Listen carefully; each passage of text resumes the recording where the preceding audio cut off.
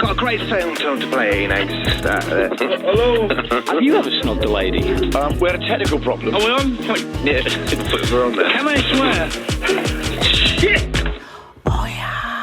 Welcome to Crunch and Roll, a podcast about the side of the radio industry that most people never hear about, featuring some of its most interesting characters. My name is John Fox, and I've presented the odd breakfast show here and there around the country over the last couple of decades, so I like to think I'm qualified to ask my guests the questions that we're all dying to hear the answers to. My guest today may have been the highest paid overnight guy in history. No wind-up. It's the brilliant Simon Logan. Now, I'm not going to make any apology for getting a Viking FM legend on this episode because there's a reason, because the station where it all started for me, it celebrates its 40th anniversary on the Wednesday that this episode is released. It's a special week. Simon was who I listened to as a teenager on the way to college. I can remember it now with me kickers on and my really smart Alessi tracky top. Oh, I was the Don. His career might have spanned 31 years, but he only really has 3 stations on his CV: Viking, Radio Aire, and BBC Radio Newcastle. But the stories in this episode, they come in thick and fast. Like how he made number 18 in the charts with his CD of wind-up phone calls, how a Radio 1 legend wanted to be his manager, and also how he ended up becoming the aforementioned highest paid overnight guy in the land. Oh, and after some of our previous guests have made some scurrilous accusations about his behaviour in earlier episodes, he demanded a right to reply. Well, we don't want to get sued, do we?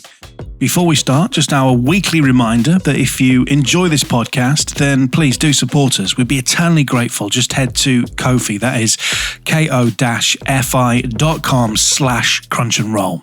And special thanks goes to Chris Merton, to Baz, just Baz, and also another Viking legend, Mr. Simon Green as well. Thank you very much for your recent support. Don't forget ko-fi.com/crunchandroll. Right, you ready? Let's crunch and roll. Oh yeah. Simon, how are you? Do you know what? I'm really good. Nice to talk to you after about 15 years, perhaps, Foxy? Simon, I think it's closer to 25. Oh, it's not, is it? I think it probably is, mate. Oh, yeah, I hate really that. is. I hate that. When you're reminded of how long it's been since you did something. You know, a friend of mine, Mark Summers, you know Mark, don't you? Yes, I love Mark. He said to me, have I ever told you that when you were on at Viking, I used to sit on the wall opposite the marina and on my way back from school, I used to sit there and wait for you to come out so I could have your autograph. You know, there was no selfies or anything back in Stone Age times, Foxy.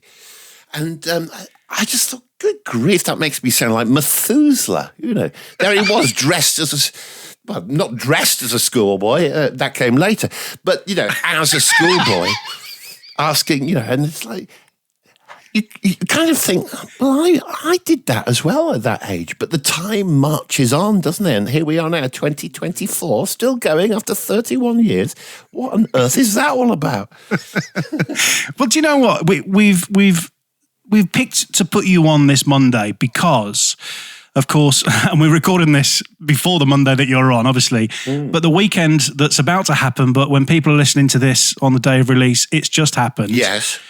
But we wanted you on because over the weekend it was Viking FM's 40th anniversary. Brilliant. And it would be the same for Mark Summers as it is for myself. You were the person, I mean, look, we all talk about JK and Joel, how amazing they were, but it was you that I listened to going to college.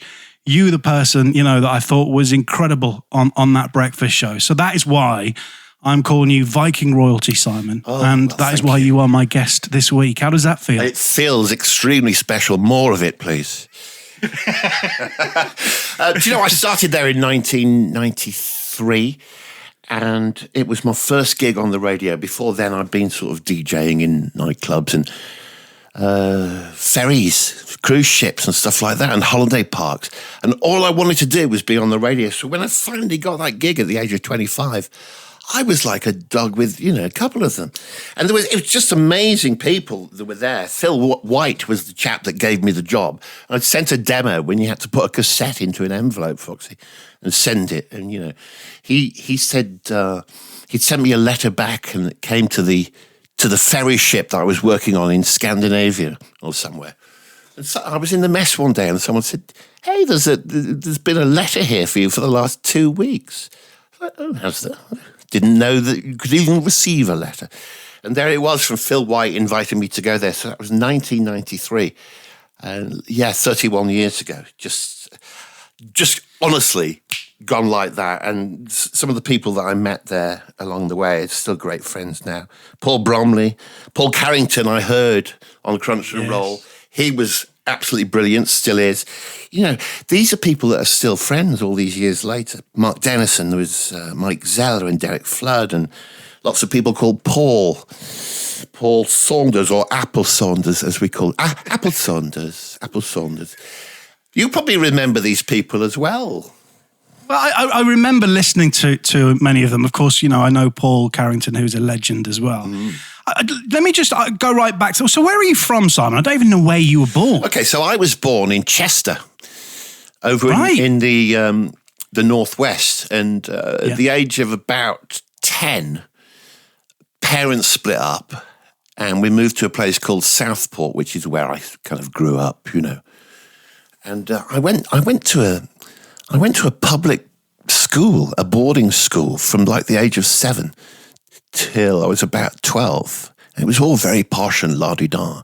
And then when they split up and the money ran out, they shoved me in a comprehensive in Southport. So that was a bit of a, this is a different kind of thing going on here, Strange upbringing, but had a great time. So Southport, people think that I'm from Leeds or, Hull, but I'm no, nothing to do with that at all. Just happened to get a job there.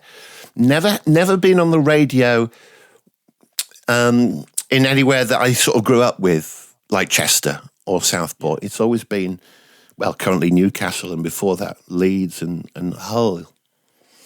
So you didn't do hospital radio, you didn't do student radio. Did you get into entertainment and DJing because the ultimate aim was to get on the radio, or did you become a DJ? I just wanted to be on the radio. I did hospital radio in Southport. Oh, you did? From the age of 14. I just used to rock up, little precocious 14-year-old, who thought he knew everything. I actually knew very little indeed. There are a few tapes remaining which prove that. So, I'd always wanted to do it, but it was notoriously difficult to get into. I really feel for, people now who are trying to get into it, because, as we know, there's fewer and fewer jobs on the radio these days. But, I did it, and lasted for 31 years, still going strong, hopefully. So you're on a cruise ship, you get this letter, you get off the ship and you go and have a meeting, and they offer you a job there and then for your dream job. They did. They said, we want you to do Saturday evenings. Right. I was quite happy with that. It was a show called The Beat, which played all the hip and trendy dance songs of the era, like M&8 and Bad Boys Inc. Yes. And other such luminaries of the dance world. But I loved doing that, and I got to meet pop stars and talk to them. I was like really, really happy doing that. And after a few months, they said, "We want to put you on breakfast." What? What? Really? I've only just started. Give me, put me on the breakfast show, which, and then next thing I was nominated for a Sony Award, and that's when it all kind of started, and.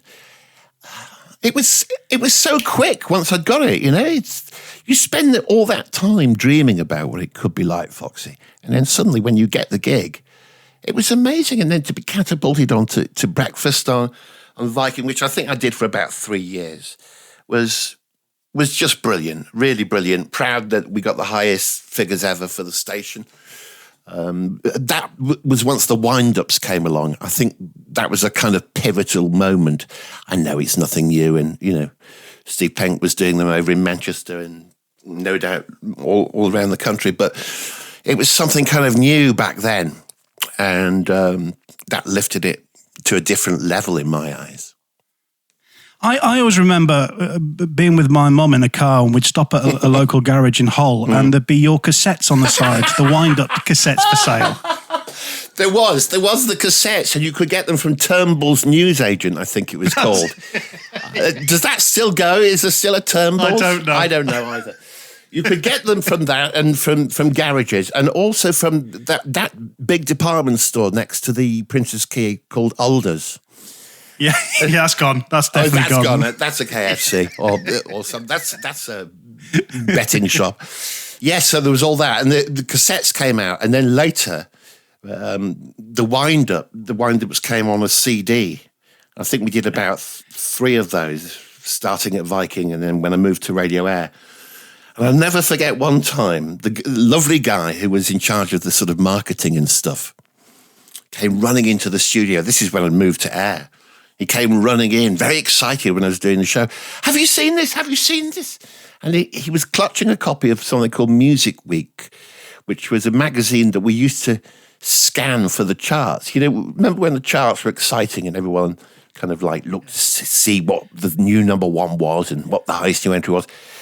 And blow me, the wind-up CD had made it into the independent album chart. Now, I've got the thing on here. That's amazing. Here we are. New entry, 21st of November 1998. New entry at number 18, Greatest Wind-Ups, Simon Logan. Sandwiched in between the Divine Comedy and Ash. What on earth was that all about? You know, there's these trendy Britpop guys and me, like, you know, saying that your greenhouse is smashed down and you're going to have to pay for it. Can we just stick with the wind-ups? Because I obviously remember listening to those, and they were just hugely popular. And as you say, other people have done them and have been equally as successful as yourself. And I think in Viking, in that period of time, people wouldn't have heard Penky doing it, wouldn't have heard others doing it. So it was unique to you. Yeah, that's right. It's what made you a star. But we tried to do them when we moved to 210 to do wind-ups. I think we called it the phone tap or something. I can't remember. Yeah. But we used to spend hours in the studio trying to get the. I mean, was it the same for you? It became frustrating. It started off as being very exciting.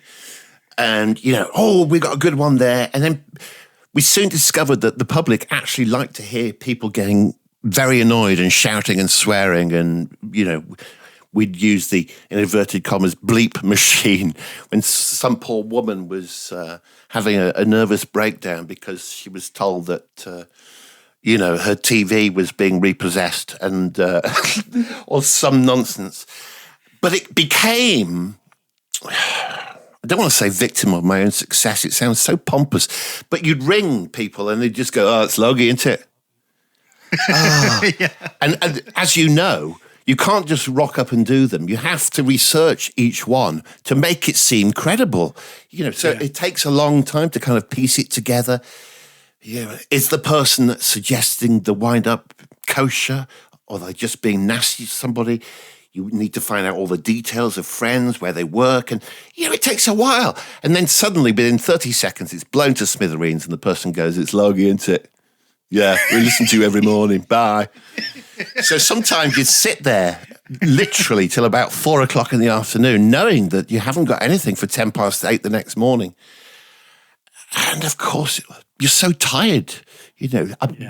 You know from doing breakfast what it's like. I don't believe anyone ever gets used to getting up at that time of the morning, clamping on a pair of headphones and talking nonsense for 4 hours and not be affected by it. It's a strange thing, especially that early in the morning, isn't it, Foxy?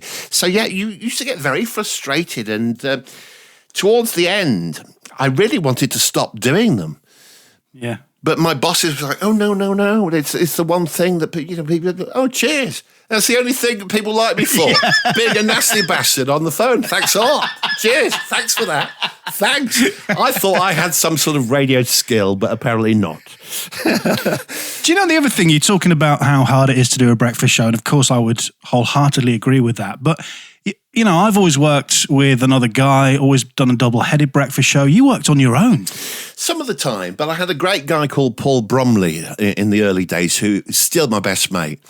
And he used to come up with a load of great ideas, really silly stuff. We'd have characters ringing from a sandwich shop in Grimsby called Me and the Wahahahive. And that was that was me on the phone, talking to myself live to the pre-recorded phone thing.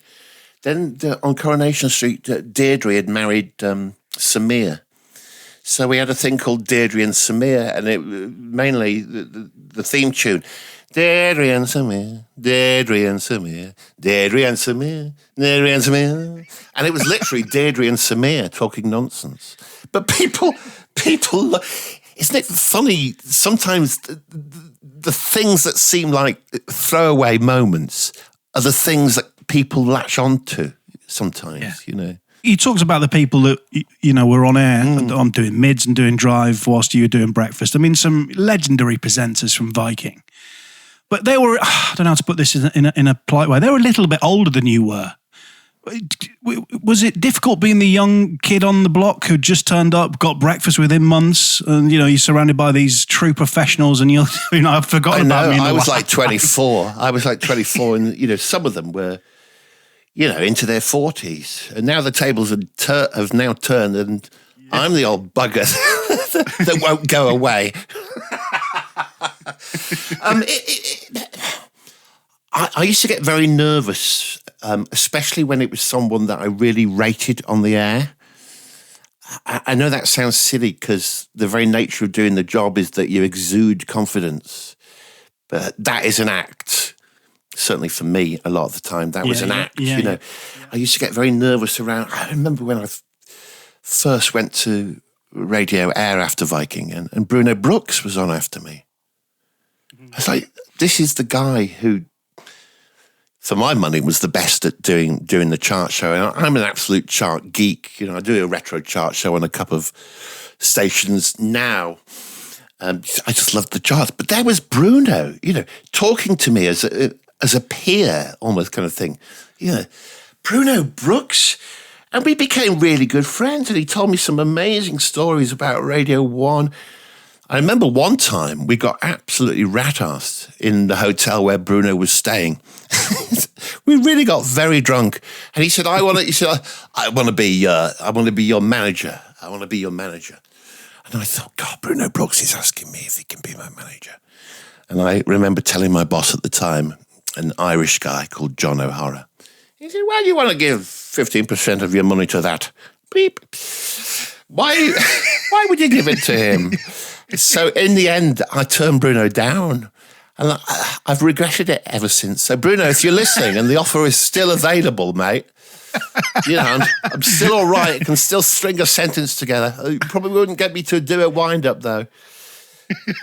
But no, seriously, I used to be in awe of some people, I was very much the same though, Simon. I really was, especially when I started at Viking. I walked into that room with people like yourself who, you'd gone by the time I was there, but people that I'd grown up listening to, and it's like, oh my God. I know, JK. Yeah, suddenly you have to say something, don't you? It's kind of like, do I go in for the, "Hey mate, how are you?" Even though you've never met them. But you kind of feel like you know them already because you've spent, years listening to them. It's the most bizarre situation to suddenly be landed in. It was a technical problem. You heard something on there you shouldn't have done. Oh, yeah. A couple of things before we move on to Radio Aire, Simon, which I think it's only right that you have a right to reply on something which I think you know what I'm going to say. There's a couple of people, guests that we've had on this pod who have mentioned you, who love you, but always talk about you throwing something at a member of the team at 96.9 Viking FM, of course, the legendary Chris the Cleaner. Is that true, Simon Logan? I'm laughing because I know it's not true. It's one of those stories that's been embellished over the years. And Joel always used to say it, and then someone else would hear it and add a bit more onto it. And then I heard Decca a few weeks ago on your Crunch and Roll podcast. He added a bit. He wasn't even there. He was doing drive. So what on earth are you on about? But I do find it very funny because what actually happened was, I don't know, I probably messed up a link or something, or not back timed something correctly, or things happen, don't they? And it was one of those, we used to have a big whiteboard in front of us. Commercial radio does, BBC doesn't, with all the kind of like, talk up things. Don't forget, tomorrow morning, Simon's giving away £100,000 or whatever, or, And so I picked up this board rubber in a fit of frustration. I just threw it at the whiteboard. It ricocheted off the whiteboard and then tapped Chris the cleaner. I didn't throw anything at Chris the cleaner. I've never thrown anything at anybody, Foxy. Honestly, I really haven't. People must have thought I was a vile individual. Oh, there's the man that throws things at people in the studio. No, it went on the whiteboard. It ricocheted off and it hit poor old Chris the cleaner. And then everyone still talks about that. Things that aren't true, that kind of get, But I think it's great. What's that old thing? Better to be talked about than not be talked about. But if it was true, I'd be deeply ashamed and I wouldn't be talking to you about it now. Oh, absolutely. I'd be absolutely. like horrific person throwing projectiles at people during live shows. No, but that's what happened. Who can say they've not had a bit of a meltdown during a breakfast show? Yeah, come on, absolutely, yeah, absolutely. Well, I mean, mine was every hour, but that's by the by. Every minute, actually, especially on a Friday. Get me out of here. Were you a perfectionist though, Simon, or are you a perfectionist? I know you're not gone. I think that probably people would say that I was. Because it's your name above the door, isn't it? And if something goes wrong, if you screw it up and you get taken off, then, it's all very well for people to say, oh, it doesn't matter, it's only radio. Yeah, but it's my job. I want it to be right. I've cooled down a lot. I was a lot more kind of highly strung, I think is a nice way of putting it. I think I'm a lot more laid back now, and stuff goes wrong. I'm just like, oh, well, stuff goes wrong. That's what happens in life, so why shouldn't it happen on the radio? But yeah, perfectionist is a nice way of putting it. But, I've never fallen out with anybody, and all these people are still friends, and we still talk, and so, yeah, but thanks for giving me the opportunity to reply to the board rubber and sometimes it's a pen. Sometimes it's a pen. Yes, sometimes it's changed. It changes. It's like, how many things has this bloody man thrown? CDs, pens, board rubbers. It does remind me, because there was something I did to Chris the Cleaner, which I really regret, but we were trying to break a world record like all breakfast shows do. What did you do?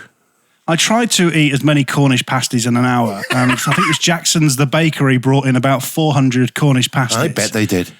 And after one, I was pretty stuffed, and I thought, I've got another 399 to go here. And Chris came in and said, do you mind if I have one of those with my cup of tea? And I said, no, I'm trying to beat a world record here, even though there was still 397 left. And you mean thing, Foxy, fancy not giving the poor old cleaner a Cornish pasty. I think that's worse. That's worse than throwing a pen at somebody and kicking a radiator. Before we get on to Radio Aire, I mean, because of course, we're just over the weekend from Viking's big 40th anniversary. What does Viking mean to you? At that time, it was so special to get a job on the radio. And it was the people that actually made it. We all, most of us lived around the marina. I heard Decker saying on Crunch and Roll that he didn't want to be able to see work from where he lived. I did. Especially the idea of getting up at, 4:30, 5 o'clock was all the more appealing because it was about 2 minutes walk from my front door to the Viking front door. So, as you know, sleep. If I can get 10 minutes extra sleep just walking to work, it's got to be worth it. So there was this amazing sense of community. Derek Flood and his wife lived opposite me in those flats on the marina there. Later Mark Summers would move into, I think, the same flat, and Cameron as well, And it was like a kind of little town of its own, only occupied by weird people off the radio. And I mean that in a nice way. Yeah, no, absolutely. Yeah. But we are all a little bit strange to a certain extent. So happy memories of Really Viking. happy memories. I loved every moment of it. In fact, when I left and went to work in Leeds, at first I thought I've made a big mistake here, and I was terribly unhappy for about a month or so, because I'd gone from this tremendous community where the office was the pub, the D&P. You know, we just used to be in there all the time. It didn't really feel like work. We knew it was work and we knew there was a job to be done, but in a way it didn't. And I went from that tremendous kind of sense of security and friendship to a city that I didn't know at all. I didn't know any of the people there. I soon found out that you couldn't pick up the radio station in half of Leeds. I remember being in the car park at Radio Aire, sitting there feeling thoroughly miserable one morning, thinking I'd made a mistake. I should have stayed in Hull. What the bloody hell was I thinking of? And I put the radio on, and you couldn't pick up the station in the car park. You could pick up Hallam and Viking. They were blasting out. But the station where you were actually parked in the car park of was not to be heard. It was very odd, and it took me a while to adjust to it. Luckily, I did, and went on to have a blast. But at first, I hated it, Foxy. I really did. Do you know, it's interesting because a lot of people like yourself who aren't from Leeds, who then go to move to Leeds, they end up falling in love with the city. Yeah. Is that the same for you? Definitely. At that time as well, you know, there was so much going on, and I was younger. You know, I used to go and do nightclub gigs where I didn't actually play any records at all because Joel would probably make the mix for me. Stick this on, they'll never know, Logie. Just put their headphones on and pretend you're mixing, which is fine until the CD starts skipping and 500 people realise you've been a total fraud. We've all been there, haven't we? Yeah, we have. We have. I've done that in Bridlington. Yeah, don't you worry. Yeah, but no, it was great. So I'm glad that I stuck at it, and you know, it became a good success. I used to get very nervous presenting Party in the Park, which was a huge gig with the pop stars of the day, in front of about 70,000 people, because it was free. You know, and you used to do them, didn't you? With Tom, you used to do them, things like that. I used to get very, very nervous. They were very fraught, ill-prepared things, but people loved them. But I hated them. Put me in a dark room where no one's looking at me, I'm fine. But put me in front of 70,000 people, no. But again, you know, looking back, I'm glad that I did it because, you know, I remember hosting it one year with Mel B. Who gets to do that? I've got a video of me hosting with Mel B. I do want to talk about Radio Aire because, of course, you go there to do breakfast and you kind of go on and off breakfast, don't you? So you go there to do breakfast, then you get taken off breakfast. Yeah. And it was very well known that you were allegedly the highest paid overnight guy in the world. Well, I don't know whether that's true or not. It's bizarre because that happened to me at Viking as well. They took me off breakfast and put me on mid-mornings. Whoever then did breakfast, it kind of didn't work out for them. So they put me back on it. Then, you know, bugger me, it happened again at Radio Aire. Suddenly, after my show on a Friday, you know, I was, Simon, have you got 5 minutes? You know, you walk into a meeting room and there's the firing squad with their clipboards, HR, you know, all looking very earnestly at you. And you think, oh no, what have I done wrong? And Simon, you've just done your last show. What? But I've just done a really good show. It's Friday. That was your last show. What? We can offer you one of two things. We can offer you to do the late night show on TFM. Well, I just bought a house in Leeds and I didn't particularly want to go to Stockton or drive there. So we can offer you TFM, late night talking or something. Or we can offer you overnights. The reason for this is I still had like 2 years left on my contract, so they couldn't get rid of me, you know. And they said, I'm sure you don't want to do overnights. No, it's been a shock for you, Simon. So we're going to give you a week to think about it. We'll reconvene in a week's time. Get back to us. So took the week feeling very sorry for myself. Oh, what's going on? What am I going to do? I don't want to do a talk show on TFM, really. I don't want to be going to work at 1:30 in the morning either. So in the end, I thought, be sensible here. And I went in and I said, I've been thinking about your kind offer, and I'd really, really love to take you up on it. And they thought I was going to say, do the talk show. I said, I'm really looking forward to the possibility of doing overnights. And their faces, they were just like, what? We're going to have to pay this guy 80 grand to do overnights.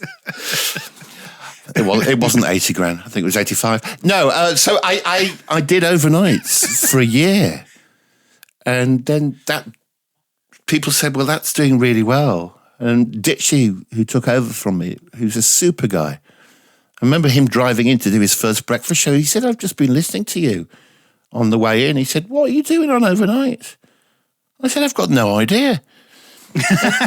He said, well, you're far better than me. And bearing in mind, about 3 months previous to this, I'd just been nominated for the best breakfast show in the UK. Oh, you're kidding me. No, it was that curse of the Sonys thing that people talk about, which I always thought was a load of nonsense. It was back in the day when all the breakfast shows were lumped together. So, you wouldn't have like a local breakfast show. It was just best breakfast show. And you'd be up against Zoe Ball, who was, on Radio 1 at the time, or Chris Tarrant or whoever. And I remember going there to this Sony Awards, nominated in this category. And Dee Ford, who was in charge, I don't know whether she still is anymore, I've lost touch. She was there, my mum was invited. Oh, Simon's great. Every time you turn on the radio, it's like a ray of sunshine. Three months later, I was doing overnights. Couldn't tell you why. I still don't know to this day why there was this sudden turnabout. But, that's what happens, isn't it? Sorry, did you actually take your mum with you?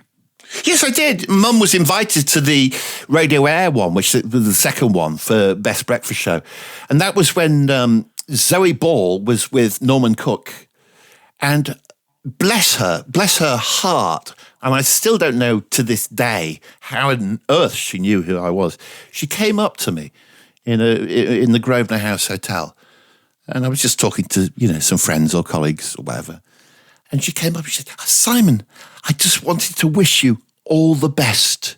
I actually made a point of listening to you. And this is Zoe Ball from Radio 1. And I just thought, what a terrifically kind, generous thing to do. She didn't know me from Adam, but she came up and found me and wished me luck in the category that she was also nominated for. It was later that, isn't it funny, the toilets always seem to figure in conversations about the Sony Awards. I was coming and I was coming out of the gents, and hold the door open for the person that's coming in, and it was Steve Wright, and he just went, "Oh, cheers, fella, thanks for that," and just carried on walking. And I thought, "Oh, Steve Wright's just said thanks for me holding the door open." Then there's a very windy kind of grand staircase on the other level. And as I was coming down the staircase, there was a very old figure at the bottom with a zibber frame who was struggling to get up the stairs to obviously also go to the lavatory. It was Alan Fluff Freeman. And I said, "Alan, do you want a hand there?" That's a very common thing. That's Australian. He wasn't Australian, was he? Let me do that again. That's a kind thing to say, mate. I still can't do it. All right, not off. Help me up the stairs. He said, "You're a good lad, aren't you?" So yeah, holding the door open for Steve Wright and then seeing and helping Fluff up the stairs. That could be taken in the wrong way as well, that Simon, taking the Fluff upstairs. But, well, there's nothing wrong with commissioning per se. The dealer does a lot of work in order to... Well, I'm all for being open-minded, but I'm not all for discussing this live on air, thank you. We are profoundly sorry. Oh, yeah. You then get put back on breakfast, though, don't you, Simon? Yeah, I did. So I did. Oh, God, it's so confusing. I think I did. Then I did mid mornings. I can't remember. I did something for about a year, and then they said I was on holiday, and my partner. I was in the shower, and my partner said, "There's been a phone call. I answer your phone. Phone call from someone.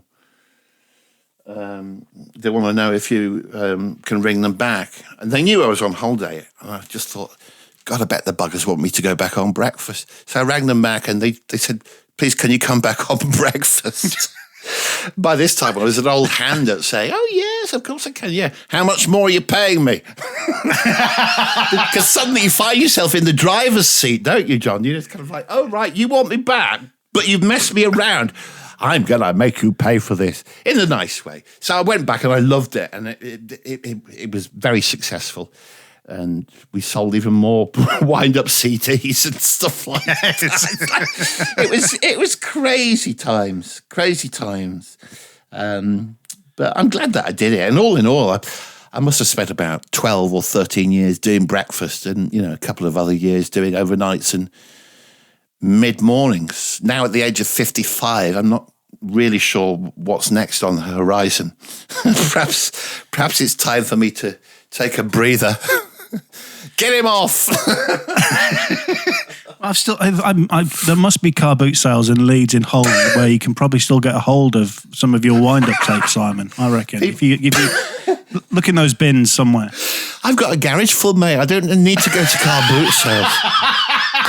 Do you want one? I'll sign it for you. Only $4.90. Please. Only $4.99. I'll send you one. Please do. That would be incredible. Please. I was listening to them the other day because I knew that you'd kindly asked me to do this, and I thought, I'm going to listen to some of these wind-ups. And the ones that have survived the most are not really the ones where people were getting very angry and sweary.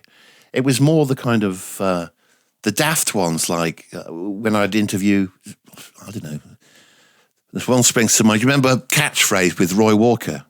Yes, of course. So he came on for an interview, but I pretended that I was not me, and I was, a junior helper or something, and I was called Gary, and sorry, Roy, Simon can't do the interview, but he's asked me to ask you the questions so he could put his voice in afterwards, which immediately, puts anyone's back up. The fact that you can't be bothered to turn up to do the interview and then put the questions in afterwards. But the whole thing was that this Gary character, who was me, actually thought he was interviewing Les Dennis. So the first few questions, they made perfect sense for Les Dennis and for Roy Walker. Yeah. But eventually they started becoming nonsensical. Tell me what it's like when the families fall out on Family Fortunes, Roy. I don't do Family Fortunes. And in the end, he was a great sport. Because in the end, he said, you're asking me questions about Les Dennis? He said, do you know who I am? Perhaps you'd like to call me back when you've realised what shows I present on the TV. And then when I said to him that it was, a phone prank, I said, did you enjoy it, Roy? He said, well, I don't really know. I mean, I wouldn't really like to say. Which was Les Dennis's catchphrase. Yeah. I love stupid things like that. How many song titles could you get into a conversation without someone saying, why have you said the name of every Queen or ABBA song? Working them into the conversation. I love those ones. I had to get Tom to do the wind-ups because I just could. I think you have to be a certain type of person to do them, because I end up. I'd halfway through I'd go, oh shit, I'm so sorry, it's Foxy here from so and so, or because I couldn't cope with it. I know. How did you do that? How do people do that like yourself? Well, what you have to do is throw a few board rubbers at cleaners, and that gets you in the mood.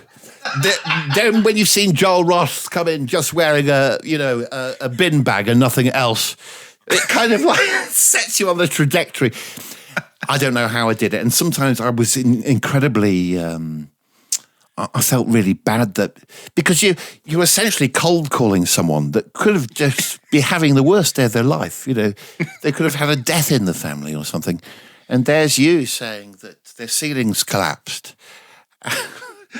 And sometimes, they went horribly wrong. And there was one guy that started having a heart attack. And my bosses was like, oh, we've got to play that one. We've got to play that one. I said, I'm not putting out a guy that's having a heart attack because I've got him so wound up. Yeah, but it'll be Radio Gold. Ring him up and say we'll give him some free CDs. Yeah, because that's going to swing it, isn't it? Yeah, that's going to swing it. So I don't think we put that one out. But no, sometimes they erred on, I don't know, maybe being a little bit nasty.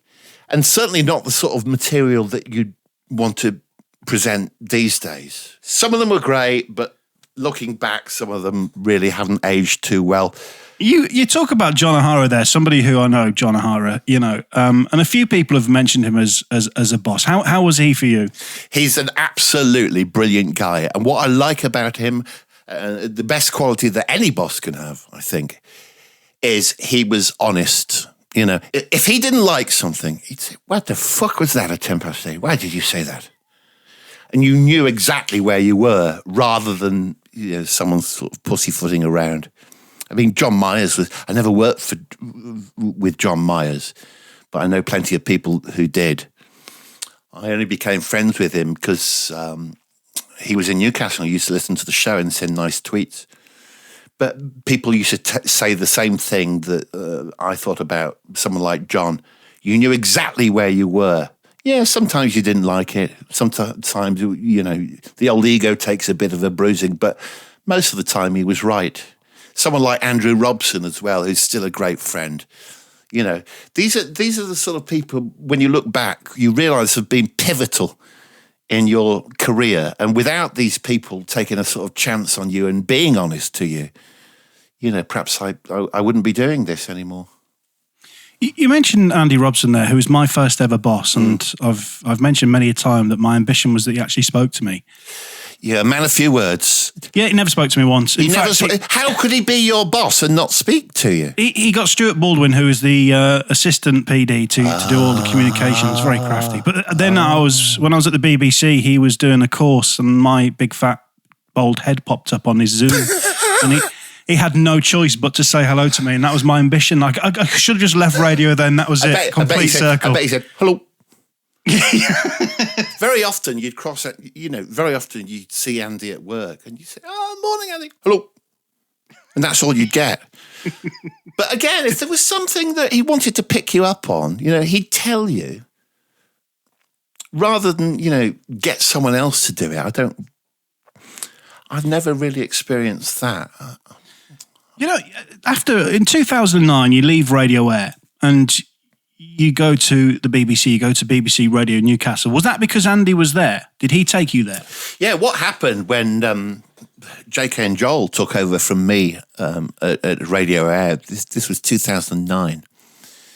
And I knew that they wanted me out. You kind of get a sixth sense for it when they kind of try every trick in the book to get you out. Hope that you'll turn around and tell them to do one. Yeah. But I was wise to that. I didn't swear. What a good boy. I was wise to that, and I knew that they wanted to get me out. So I just played along with it, and eventually the guy said, "Look, Simon, I know it's been a difficult time, and we haven't seen eye to eye, but we're taking you off. We're going to pay you off for the rest of the contract," which I thought was great because I was having a thoroughly miserable time towards the end. It's funny, it started miserable and it ended miserably, but the bit in between was great. Yeah. And then the guy said to me, aren't you going to ask who's taking over the breakfast show when you leave? And I said, no, because Joel told me it was him and Jason. He told me about 4 weeks ago. That learned him. Now, of course, Simon, you are really good friends with JK and Joel. When they took your breakfast show, how did that affect your friendship with those guys at all? What I really liked, I was always closer to Joel than JK. And don't get me wrong, I love the pair of them. But what I really liked is that Joel had told me in advance that they'd been offered, because they were in London doing kids' TV. It was a big deal to come up to Leeds, and they were made an amazing offer, and they could stay in the Malmaison and they'd have all their expenses paid. It was a great offer. And I said I remember clearly saying to Joel, don't do it. You won't like it. It's the way it's being run at the moment, mentioning no names, it's not a great place to work. I would say don't do it. And that wasn't me, being precious or anything like that. I just know Joel. I said, he said, look, we've signed it. We're going to do it. I said, okay, great. And after they'd been doing it a couple of months, and Joel rang me. He said, Simon, you know what you were saying about Radio Aire, and it wasn't a particularly great place to work. You got it wrong, mate. And I said, oh, I'm sorry. He said, no, you got it wrong because it's 10 times worse than you said it was. And they couldn't wait to leave. And I think they only stayed there for about, 8 or 9 months, didn't they? That pair followed you around, didn't they, Simon? Maybe it was a bit of both. Joel is still one of my best mates. We talk very often. He still makes me laugh. How the man is still breathing in 2024 is a miracle of modern science. He won't mind me saying that because he won't. We were wild. We were wild back in the day. Goodness me, how on earth? But such a nice guy, and also, one of these people that has kind of been inspirational in terms of my career progression. And looking after me, if I was a bit down or something, Joel was always there to cheer you up, And I like to think that vice versa for me as well, It was a great time. What was the question? I asked how you got to BBC Newcastle. Sorry, yeah. Have you noticed that I talk rather a lot? I do apologise. Yeah, but I love it, Simon. I know you don't it's dare apologise. It's an affliction, mate. It's great. It's nice shut to him catch up. I went. Eventually went to BBC Radio Newcastle, which was a culture shock. How was that? Because the transition for me from commercial to the BBC was interesting. I was really excited because it was the BBC, and you suddenly felt like you were getting a proper job, in inverted commas. But then I realised that you didn't have 20 minutes of adverts every hour to fill the time. You couldn't necessarily sweep 3 songs together and not do a link. And you actually had to talk a lot more and sound engaging, which was a challenge. But I really enjoyed it. I really enjoyed doing that. I don't have a problem with talking. Have you noticed? Believe me, if I didn't like it, I would have gone. So no, I genuinely enjoyed it, and it was more of a challenge actually to be able to talk more, but still be engaging. Not to do long 10-minute, 15-minute interviews about knitting a jumper for a sheep, because the sheeps don't like wearing jumpers anyway. So hang on, Simon. Technically, aren't sheep already wearing a jumper? Oh yeah, they are, aren't they? That's why they don't like it, because they're too hot. Yeah, take that bit out. That's my favourite bit. Leave that bit in. It's just a different kettle. It's a different kettle of. I was going to say a different kettle of sheep. It's a different kettle of fish altogether. And most of the time I've really enjoyed it. There have been some challenging times recently. Yeah. But that's not just affected me. That's affected a lot of great people, which is a shame. But things do change and things move on. The notion of every city having its own radio station, like for Hull would be Viking, Sheffield, Hallam, Air for Leeds, now seems rather old-fashioned, doesn't it? Somehow we've moved on. I'm not saying I like it, but now seems rather old-fashioned. Thought that why were we so late to adopt that when America had been doing it for decades, everywhere? We're having a party. Oh yeah. I want to talk about Pride Radio because you mentioned before about how much I didn't realise you were a chart anorak, Simon. Oh, I am terrible, me. So, I mean, you do a retro chart show on Saturdays on Pride Radio. I mean, is that the future for you, do you think? I really enjoy doing that, and I enjoy putting it together. I do it all myself, find all the songs. And because I'm a chart geek, I like finding those songs that are great but don't get played on the radio. And I get tremendous excitement from this. It's a rather sad life. No, I just really enjoy doing it, and especially the cause, which I, firmly believe in, obviously. The LGBTQ plus. I said it like I've never said that before in my life. It's a cause close to my heart, and I'm lucky enough to be able to sort of pick stuff. There's another station. We were talking about Southport earlier, where I grew up. There's another station there called June Radio, and they've asked me recently would I like to do this retro chart, and so I said, yeah, I'll do it.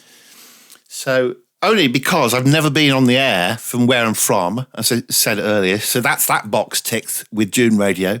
Yeah. And what a great way of meeting new people, gay, straight, whatever, at Pride Radio. So that's why I'm doing them, because I just love doing it, and the pressure's off. You can kind of really enjoy it. And of course, we've talked about Pride there, Simon. You're still at BBC Newcastle. Yes. You still enjoying it? Yeah, I love it because I get left alone to present a show every Sunday, and it's called Simon's 80s versus 90s. What's not to love when you get to choose your favourite 80s song followed by your favourite 90s song, and do it for 4 hours. And someone said to me, have you seen the listening figures? The BBC has a thing called the Sounds app, where people can either listen live or catch it later. And they sent me this thing, and these 80s and 90s shows are 1, 2, and 3 on the Sounds listening chart for us here in the Northeast. Amazing. So I just thought, that's brilliant. It's only one show a week, but I put a lot of love and work into it. Like I said before, things have happened, changes do happen, but I'm still enjoying it. I still get that buzz when I walk into the BBC and swipe my little card there on the door. Oh, I'm just about to go on the BBC. So I can't complain. I'm just listening to you now, and just you've had some ups and downs, like everybody in the industry's had. I'm trying to work out in my head the highlight of your career. Do you know what?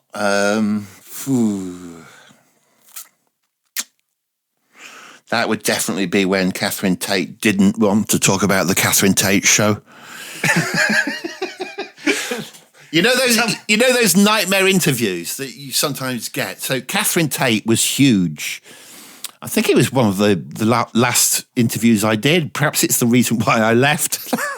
She came in, and I was a massive fan of Catherine Tate. You remember Bothered? I Ain't Bothered and all that. And, the nan weeing herself and swearing. And I thought, oh, great. Yeah, she's coming in to, talk about her new movie.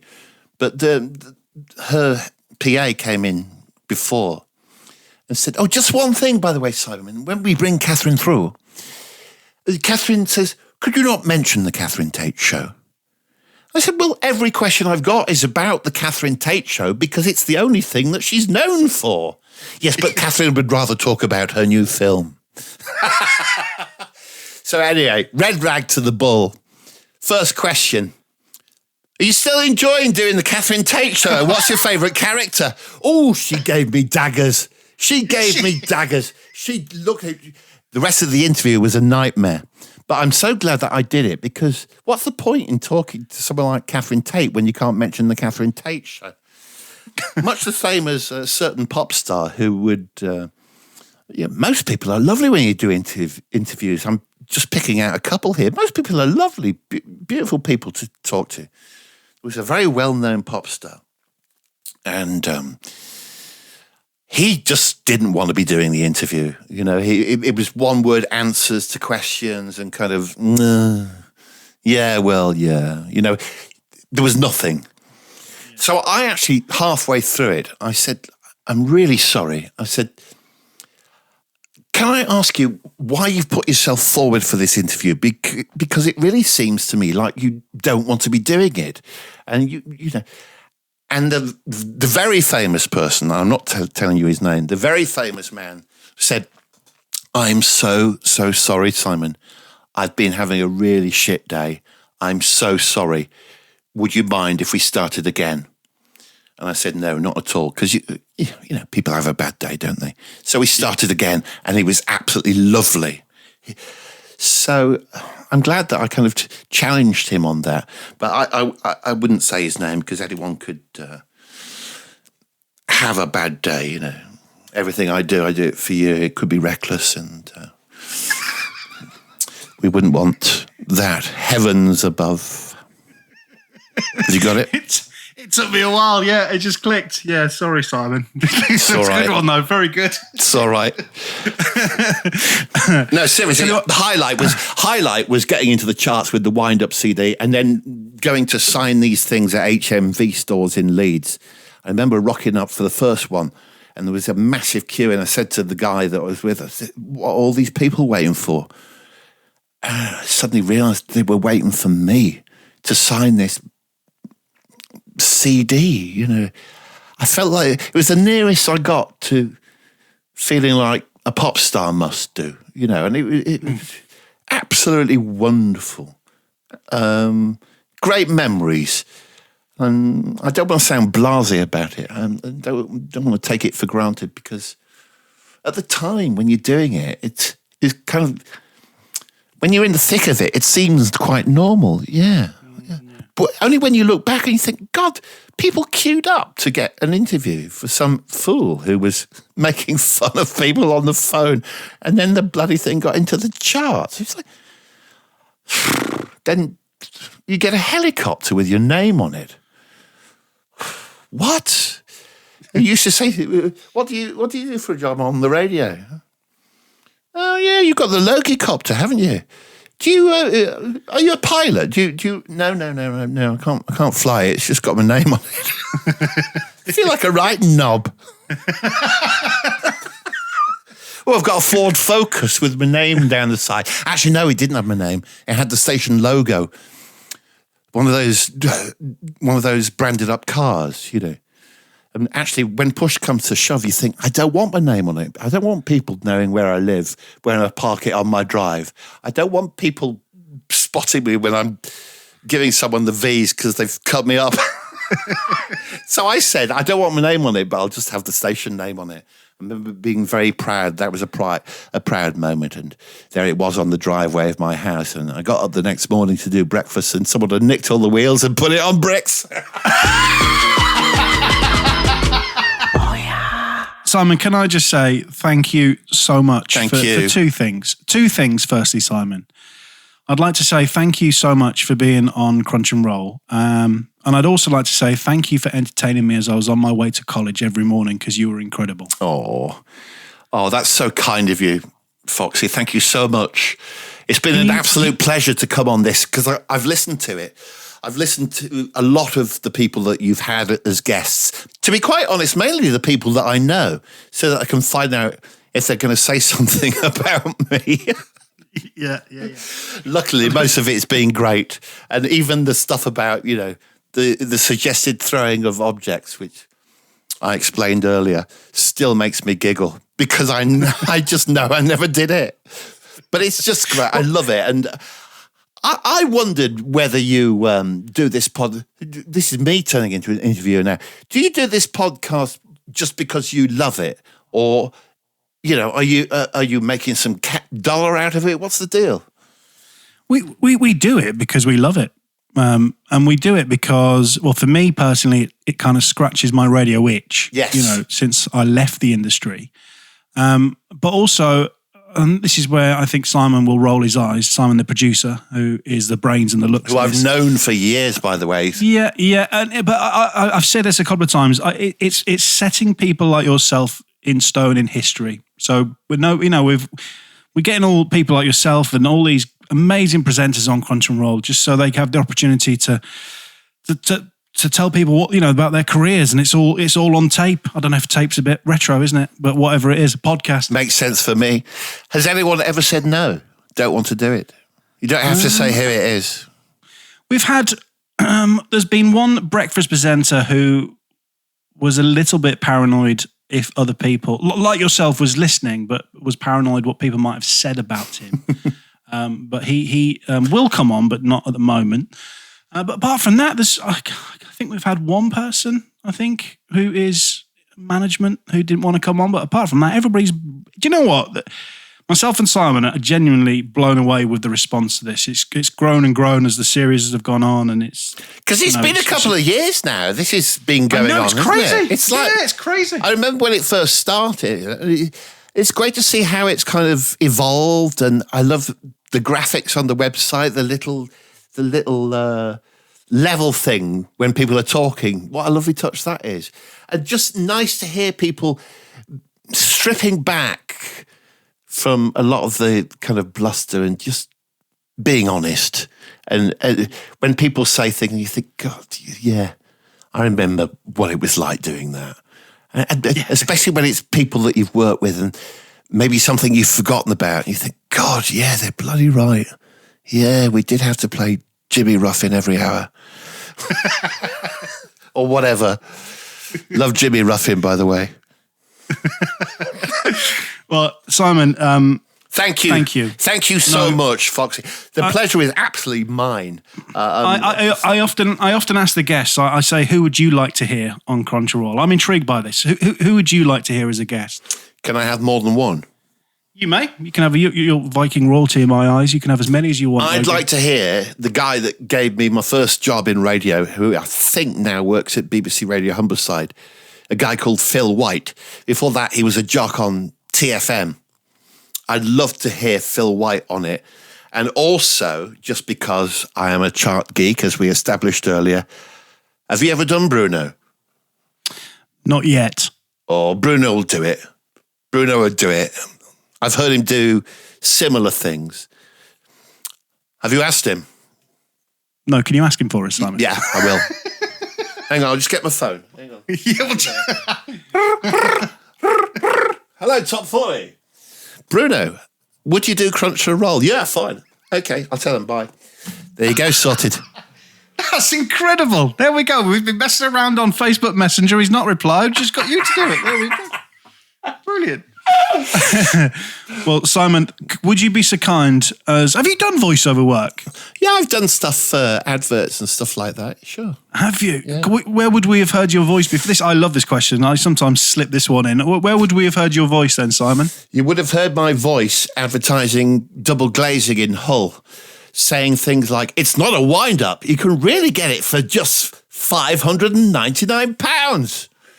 I remember they made a cardboard cutout of me and stuck it in the double glazing showrooms across Humberside. And that was a bit embarrassing, But they paid me a lot of money. It tended to be stuff like that, kind of like sponsored stuff that was to do with the show.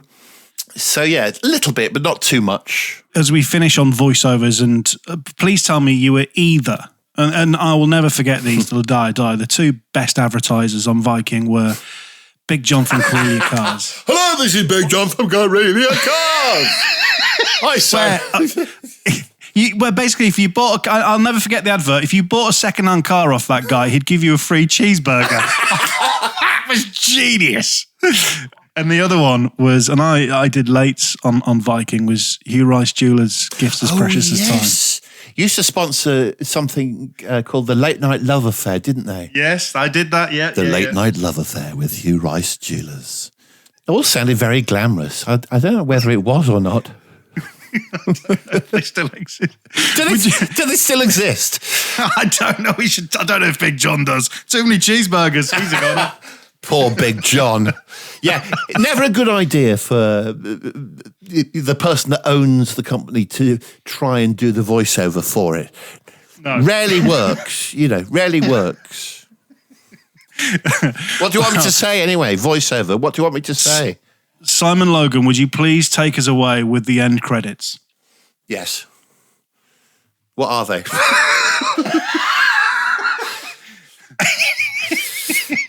Hang on, right. I've got it now. At the end of the recording, okay. You've been listening to Crunch and Roll with me, Simon Logan. Subscribe on your favourite podcast app and get every new episode as soon as they drop. Crunch and Roll is a 969 media production presented by John Fox and produced by Simon Borosowski. I've got your surname wrong, haven't I? Borosowski. Everyone does. Oh, yeah. Viking FM, I wish you a happy birthday and I love you. Bring back Foxy and Tom.